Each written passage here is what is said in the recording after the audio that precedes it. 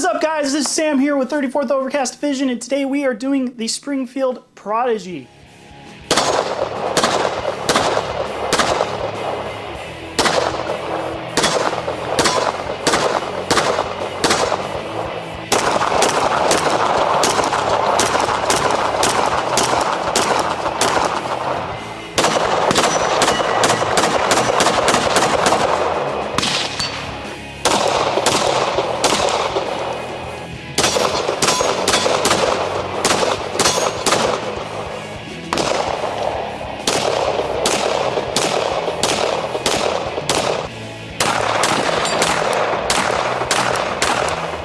That's an A-zone.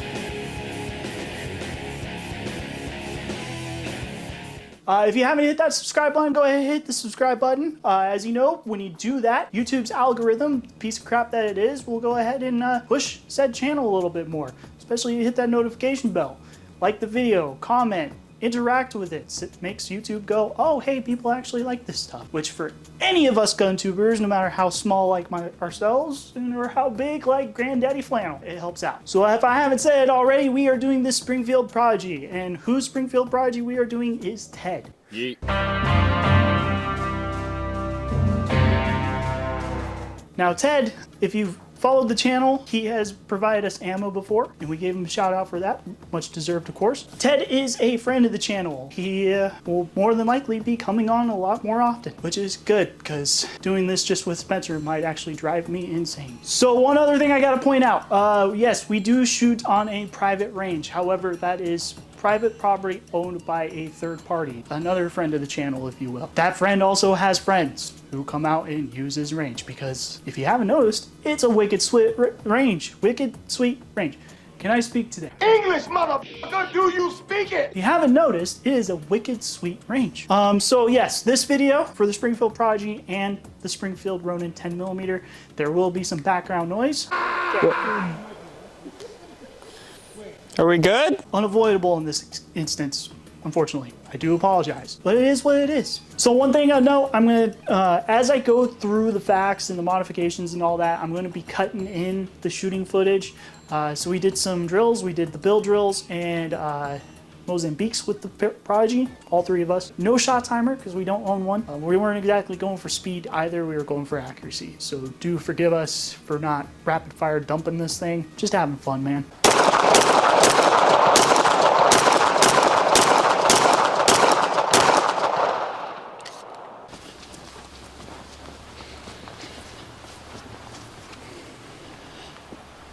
Let's get into some of the specs with the Springfield Prodigy. Of course, a standard Springfield Prodigy, which this is not. It is not a stock Prodigy. And when we get to those parts, I will tell you what Ted has swapped out on his Prodigy. But we'll go down the list. I do have a cheat sheet, so I will try and edit that out as much as possible. But hey, it's a long fucking list. So again, I apologize. In today's episode with the Division, we have a Sam.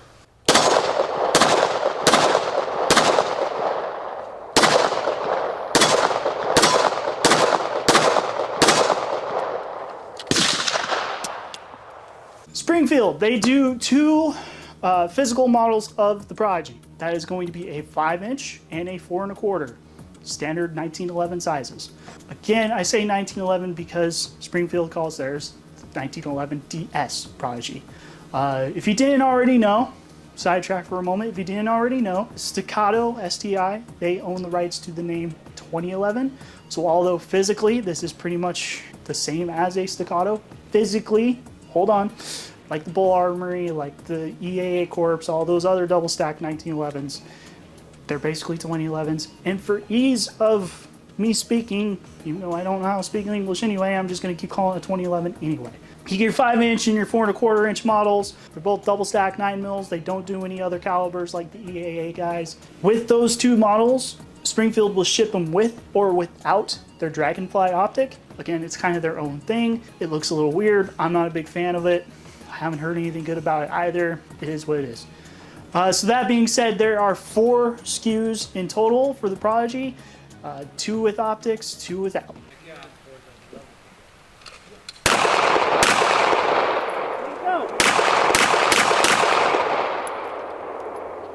Either which one you go with, they're going to have the same forged slide and frame, forged steel. But the grip module, of course, is going to be polymer. And it is a nice stipple job on that grip. Nothing too aggressive, nothing to make Spencer cry about. Ted, you're recording.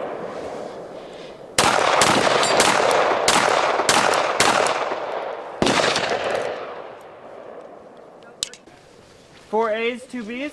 Yeah, it's not bad. It's on the line. It counts. Line break into the B side. Within the box, you will get 2 magazines, one 17 round and one 20 round one. 17 plus 1, 20 plus 1, however you want to word that. Springfield does also make a 26 round magazine. That's pretty cool, but you won't get that in the box. You have to buy that separately. If you do live in a state like us here in Washington, unfortunately, Springfield does not make 10 round compliant mags. So that being said, you're gonna have to go with either staccatos, or hopefully the FFL you purchase it at will block those mags. Otherwise, they may not sell it, or they'll sell the gun to you without mags, which is kind of dumb. Are we good? I don't know, are you?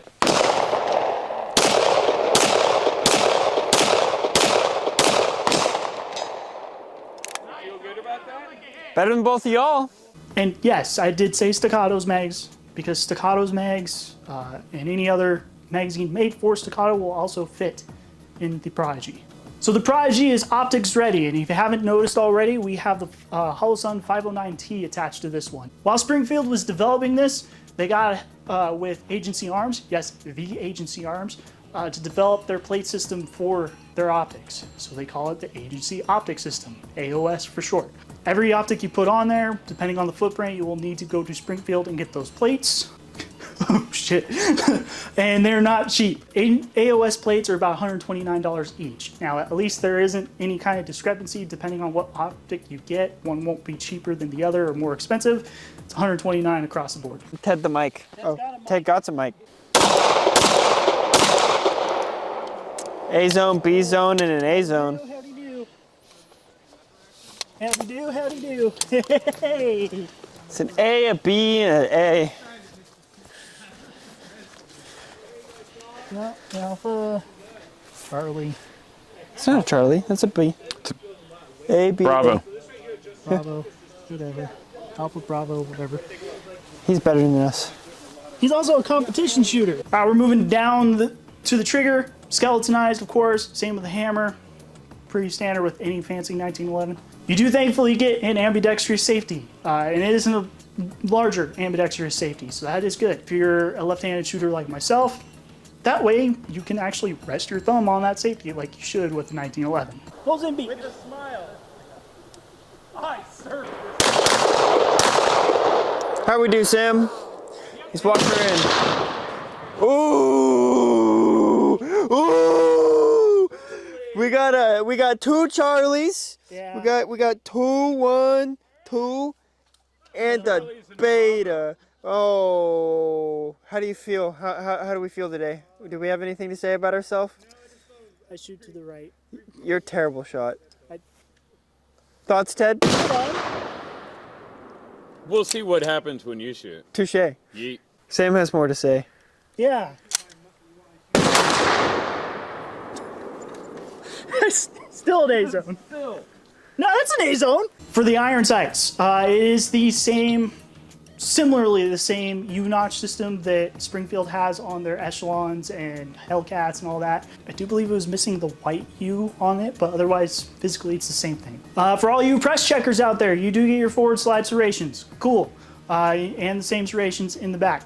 Standard. Now here is the difference between the 4 1/4 inch and the 5 inch. The 5 inch will have your standard Picatinny rail on the dust cover, but the 4 1/4 will have that single slot one. Not quite Weaver, but it looks like Weaver. You know what I'm talking about. All right, let's see it.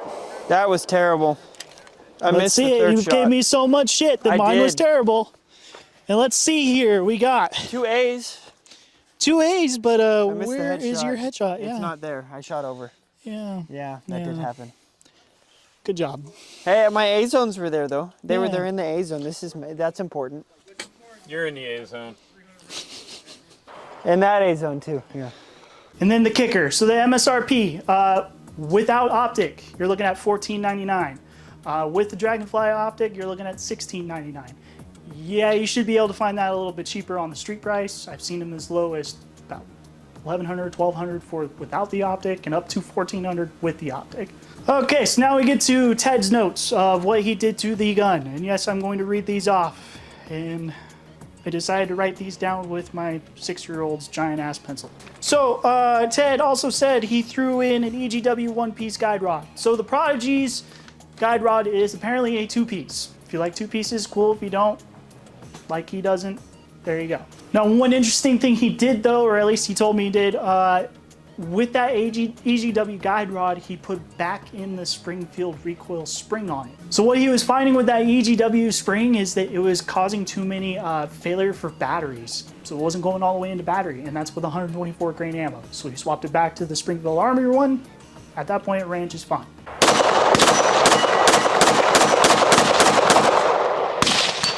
One other thing he changed out is he removed Springfield's slide stop release because he found that it fit too flush with the grip. So it kind of makes it a little hard to hit that, of course.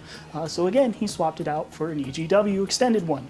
The firing pin, he swapped out for a Dawson Precision, and that would be a stainless Dawson Precision firing pin. Apparently, the titanium one bent. With the firing pin spring, he swapped it out for a Wolf.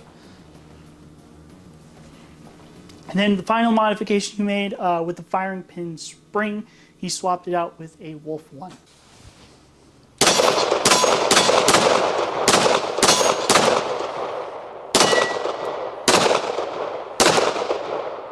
Alright, so I screwed up. I forgot to record an outro, did a whole thing. Yeah, that was smart. If you liked today's video, go ahead and hit that subscribe button. Of course, notification bell always on. You know the drill. And hopefully, if you're looking forward to Ronin 10 mil, that'll be next episode.